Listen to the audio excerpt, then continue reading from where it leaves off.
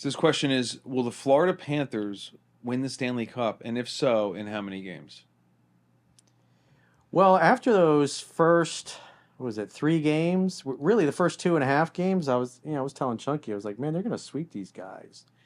But something happened in the last half of that third game. It almost looked like Edmonton kind of figured the Panthers out a little bit, and they just kind of came apart. I mean, they were crushing them. The first 2 games, they crushed those guys, and it was like it just looked like Edmonton was just totally overmatched. Their body language, their physiology is like the looks in their faces. In my German friends, Bahnhof, it's kind of like the train station look, as they say. In other words, you're rushing to get to the train station, and you look up, and you're like, "Oh, I missed my train." And so they kind of had that look on their face, the Bahnhof. It's like just you missed your train, and you're like, "Oh shit, what do I do now?" It looked like they were defeated. Like when you look at the Boston series, I think it was the second game. Am I right, Chunky? Where they just beat the fuck out of Boston, physically kicked their asses. Oh, yeah. And there was a time I was watching one of the fights where Kachuk was just mauling somebody, and he was laughing at him. He was mocking him. He was destroying this guy and laughing at his face. And when I watched that, and to see what happened afterwards with Boston, their body language, they were mentally done. The look on their face was like, we can't beat these guys. And the first 2.5 games, I saw that kind of same look in Edmonton. They just like deer in the headlights. The Panthers were running circles around them. But then, the second half of that third game, I mean, the Panthers just barely held on by their fingernails to win that game. And then when they came out in game 4, it's like it was a different team. They were out of position defensively, and Edmonton was just fucking running circles around them. And they hadn't lost that bad all year. 8-1, right? It was like, wasn't that the largest margin in how long that they got crushed by? That's over last season. Yeah, so normally they don't get beat like that, and that was a fucking beatdown. And then this last game, they looked discombobulated in about, I guess it was the second half when Kachuk stepped forward, and he got that goal. It's like he's the Michael Jordan. He has to be Michael Jordan. He has to be Shaq. He has to be LeBron James. He has to be the guy that says, follow me, we're going over this hill, and we're going to take this fucking hill. He's the guy that has to do that.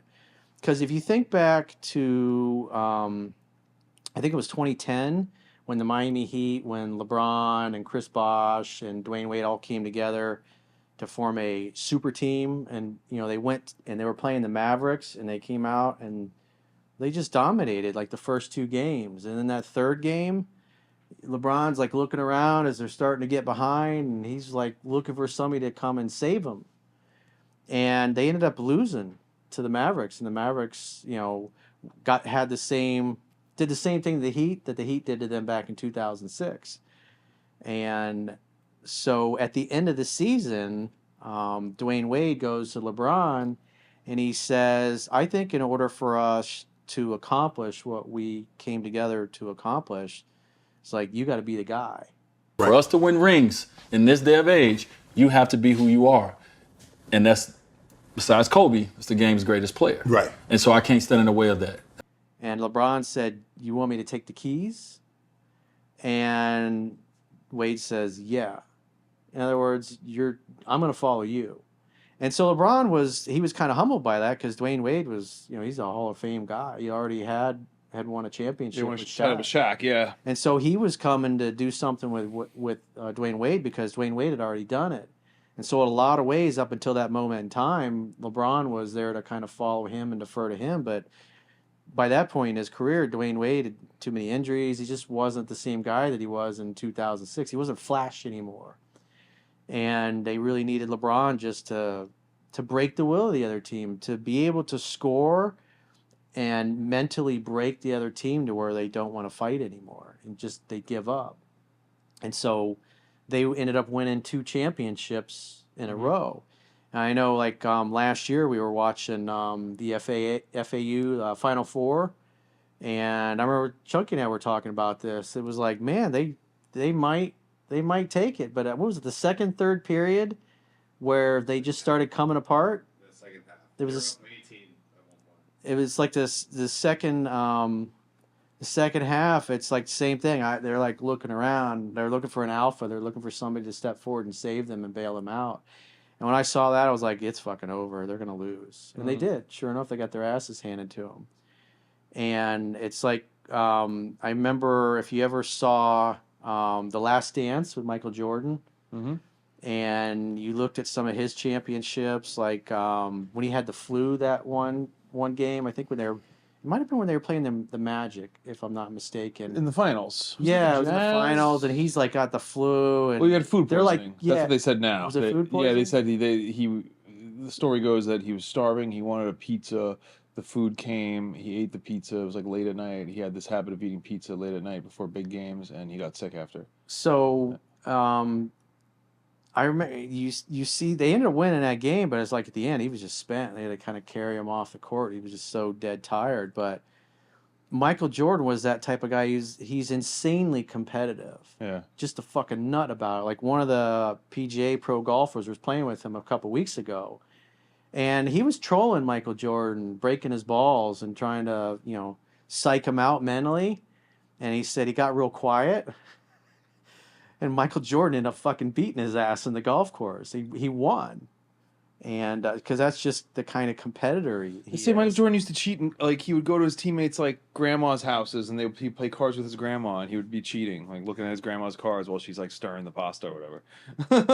That's how So- badly he wanted to win. The point being is he's the Yeah. man. He's the leader. He had to show up.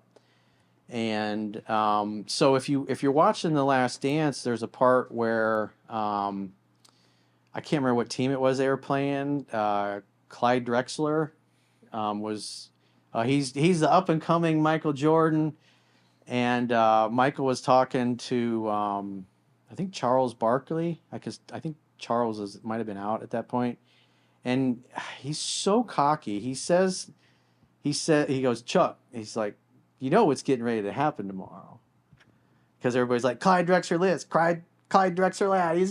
He's gonna walk all over Michael Jordan, and Michael goes, I'm coming for him. I'm coming for him.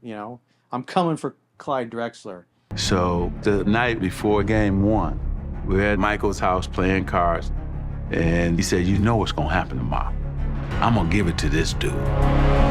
And he fucking destroyed Clyde Drexler the next day, the next game, just as a statement to say, you're not even on my fucking level. And he just absolutely dominated Clyde, and he broke him fucking mentally. And so back to the Panthers is, when I think about that, I think it was game 2 at Boston, right, Chunky? Yeah. When what was that guy's name? He was beat Pasternak. Pasternak, who was one of their top players, right? He's their top player, yeah. He was the man. He was the Michael Jordan of Boston, and Kachuk was beating his fucking ass, giving him a beat down, and smiling at him and laughing at him and fucking mocking him as he was destroying him, because he could see it. He was breaking that guy, not only physically but mentally. He was breaking them, and Boston was not the same after that. And so, at this point, you look at their coach, Paul Maurice, great coach. He's putting the players in the position to win, but at this point, it's up to them.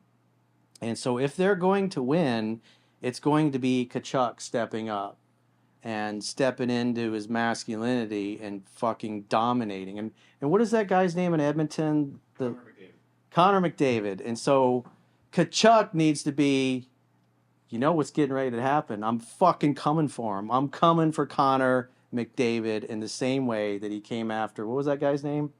Boston? Pasternak. And he needs to fucking destroy that guy. And to the point where he mentally breaks them, and they're just like, we can't beat these guys. Because once you mentally break a team, it's over.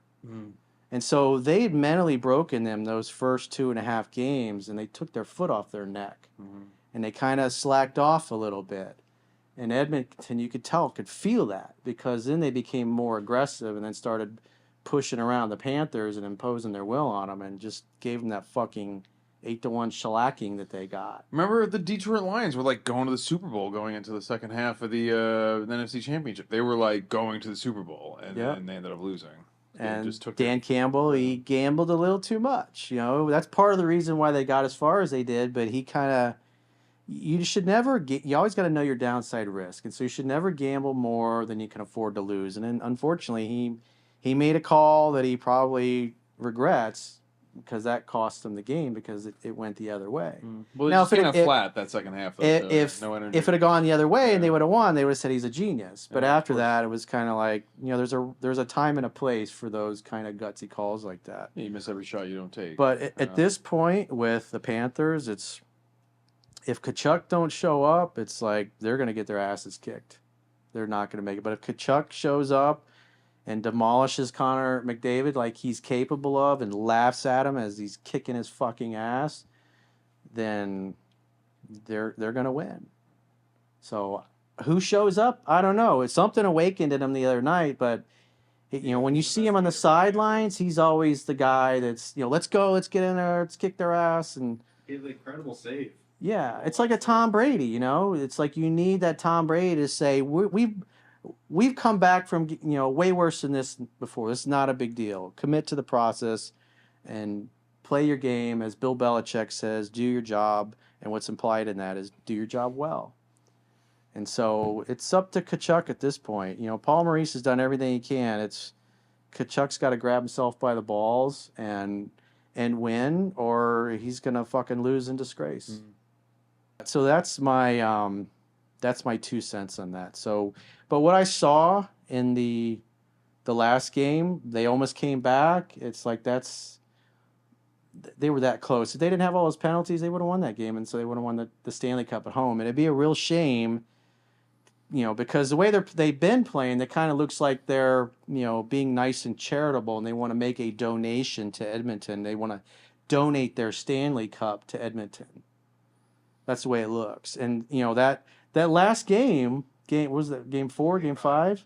The first half, like when their body language when they were playing, they came out on the ice, they looked like they all rather be fishing. You know, if you ever seen like TNT with Shaq, Kenny the Jet Smith, Ernie, and Chuck, Charles Barkley. Yeah. At the end of the season, they all put these like rubber caps on, and they have fishing poles with like little plastic fish, and so they're like going fishing because it's like the last broadcast of the year, and so, you know, talking about everybody that's out of the playoffs or that team just lost, and so they take their pictures and they put, you know, they turn them into like fishing pictures and stuff like that. You know, we're all gone fishing because the season's over for us because we all lost, and the way they were playing in the first half of that last game before Kachuk scored, it's like it looked like they'd rather be fishing, like they didn't even care to be there. Yeah, my team, the New Jersey Devils, they've been sitting home for 2 months. So They've gone fishing. they're fishing. They went to They're Disney sick of World. fishing. We're going to Disney World. They're eating pork rolls. They got a really good goalie, actually. Yesterday. Yeah, I was reading. He used Well- to be a Panther. Oh yeah. Do you remember that famous clip of Michael Jordan in The Last Dance? They show that he would take free throws with his eyes closed. He'd be talking shit at the free throw line. Maybe like, watch this, pop, pop, pop. Yeah, he would mentally psych people out, you know. Just dominate and so in your face with his baskets that it just breaks the will of the other teamers. Like, we can't fucking beat this guy. Because when you beat somebody mentally, it's fucking over, especially at this level when you're playing for a championship. And so it looks like they've turned the corner, but, you know, we'll see what happens if Kachuk shows up to play tonight. If if he jumped up and down, his balls dropped all the way, then he's going to fucking crush them. And if not, they'll be back here for a game 7. It should have never gotten to that, but it might happen. I don't know. We'll see what happens tonight. They definitely are the better team. The question is Kachuk going to step up and finally be the leader that he can lead, that he can be? Is he the captain? One of them, right? Alternate captain. Who's the main captain? Markov. Yeah, he's an incredible player, but he's not. He's like a nice guy. Kachuk's like the dirty guy that'll punch you in the fucking mouth if you look at him wrong. And that's what you want. That's what Michael Jordan was. It's like you don't take shit from anybody. So Kachuk has it in him. He displayed it in the last game. he rallied everybody. When everybody saw him score that goal, it's like they all got into the game and their body language, everything changed. And they pretty much, for the most part, dominated the rest of the game afterwards. Because it inspires everybody else. If Kachuk believes he can do it, then the rest of them will believe they can do it.